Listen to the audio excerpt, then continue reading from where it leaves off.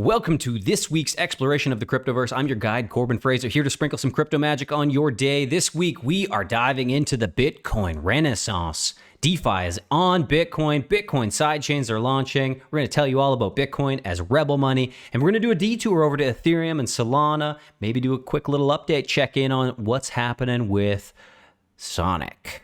So jumping right in, we're going to go over to Michael Saylor. He's back at it again, giving his predictions.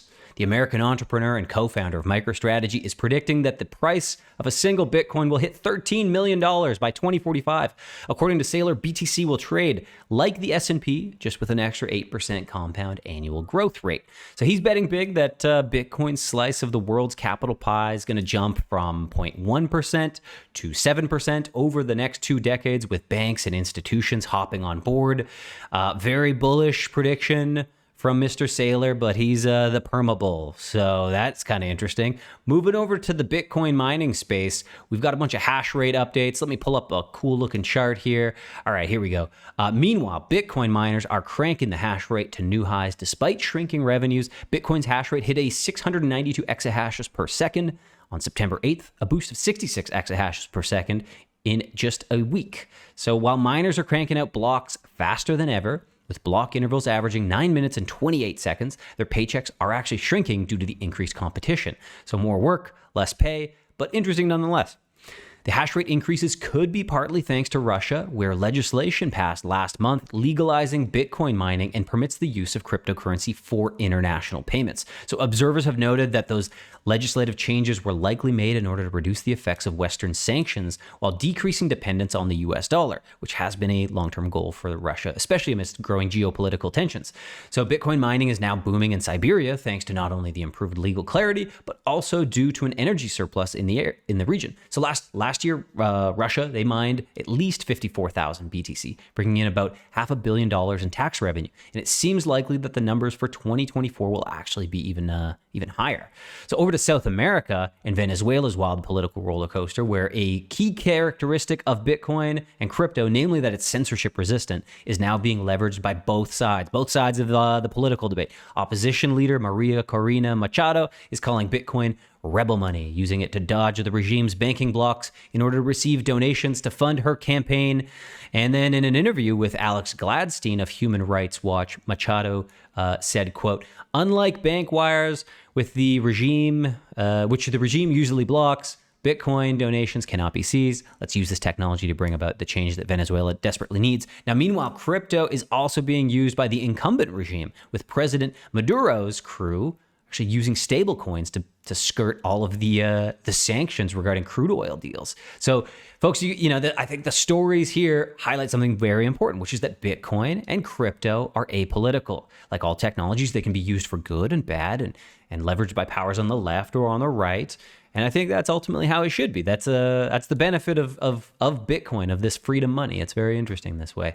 So moving on to some innovation in the Bitcoin space, Fractal Bitcoin, which is a Bitcoin sidechain that capitalizes on merge mining with Bitcoin, just launched its mainnet, and it's already flexing by grabbing over 35% of Bitcoin's hash rate. Now, merge mining, in simple terms, allows Bitcoin miners to work on multiple cryptocurrencies at the exact same time.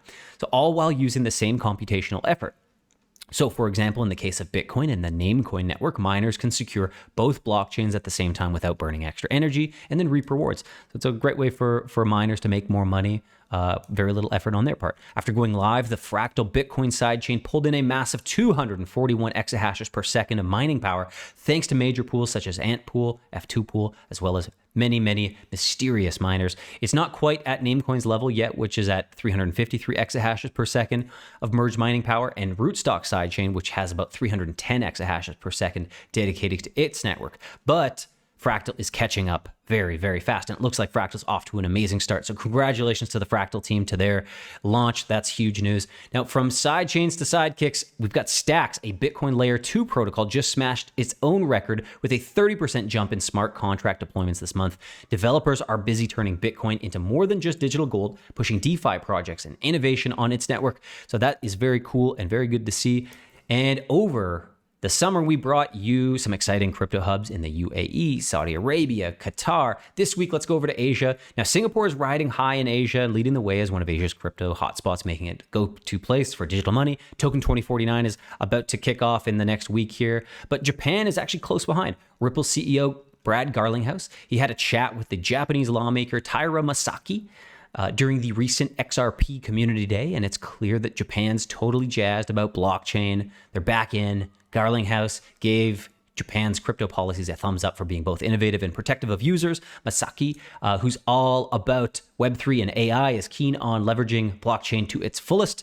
So Japan's basically aiming to be Asia's super haven for crypto tech. Now, I remember in 2017, Japan was banging that drum, and then they kind of pulled out. They got a little scared, got cold feet, but now they're back.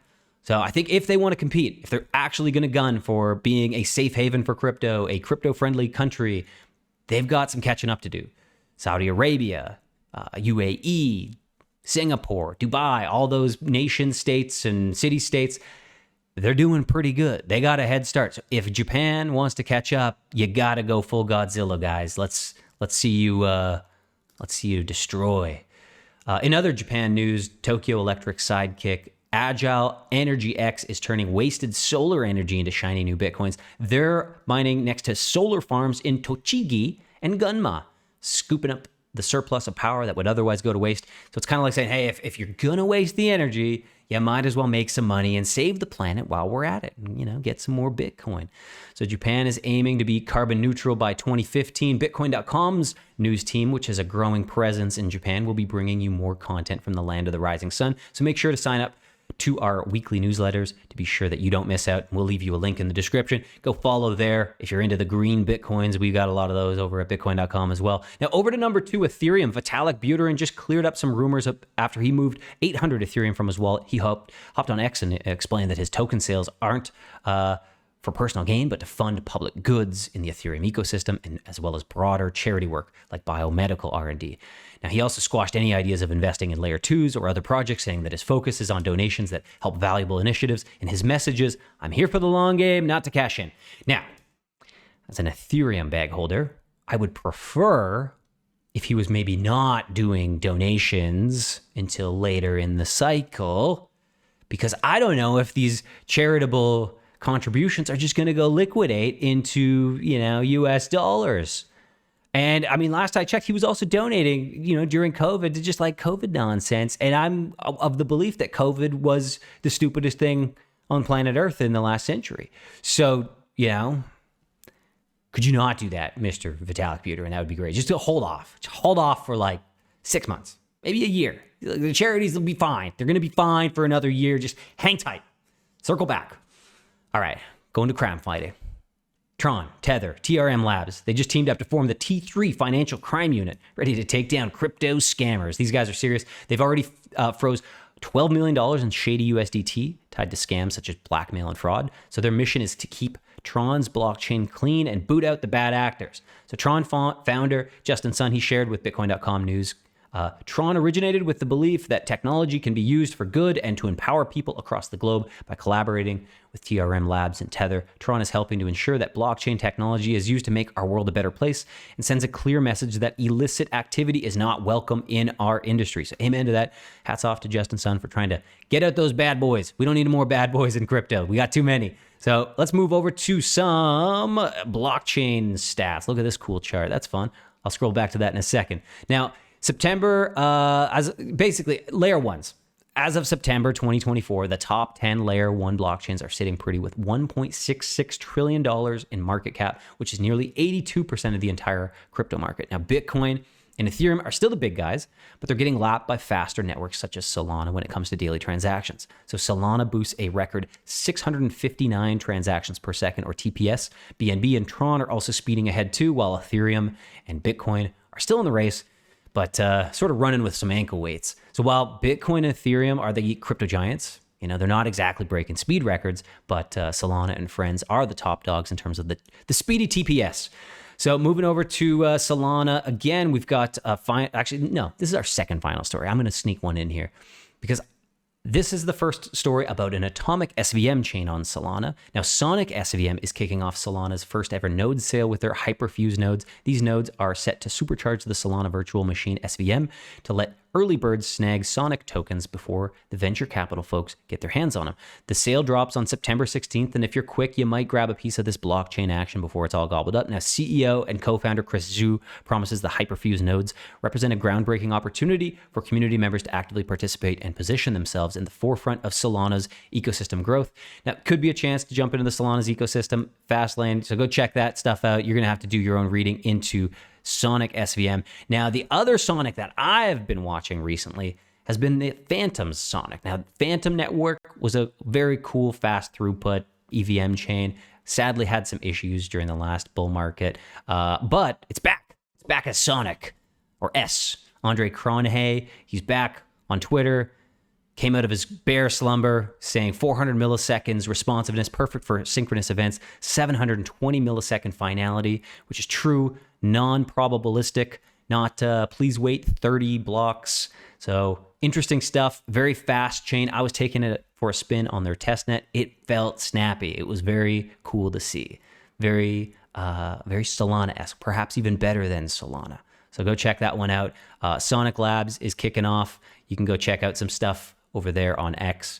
And that, my friends, is it for this week. So dive into the Verse Lounge over on Telegram, your VIP pass to crypto chatter, exclusive Bitcoin.com Verse updates, and much more. Thanks for hanging out, guys. Leave a comment below, leave a like. We'll see you guys next week.